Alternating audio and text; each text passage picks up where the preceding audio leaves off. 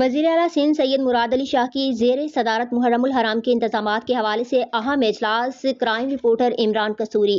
اجلاس میں صوبائی وزراء شرجیل انعام میمن، ناصر شاہ، سعید غنی، ضیاء الحسن لنچار، ریاض شاہ شیرازی، چیف سیکرٹری آصف حیدر شاہ، آئی جی سندھ غلام نبی میمن، کمشنر کراچی عمران یعقوب منہاس، مختلف محکموں کی سیکرٹریز، علماء کرام، علامہ سید رضی نقوی، مولانا محمد حسین، واٹر بورڈ کے اسد اللہ خان کی الیکٹرک کے حارث صدیقی اور دیگر شری سندھ صوفیوں کی سرزمین ہے۔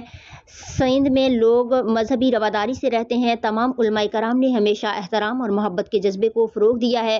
میں تمام علماء کرام کا شکر گزار ہوں۔ محرم الحرام کی آمد ہے۔ مجھے امید ہے کہ اس مقدس مہینے میں علماء کرام امن و امان برقرار رکھنے میں حکومت سے تعاون کریں گے۔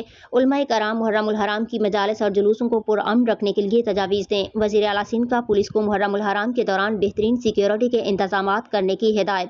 واٹر بورڈ مجالس کے علاقوں میں نکاسی آب اور پانی کی فراہمی یقینی بنائے۔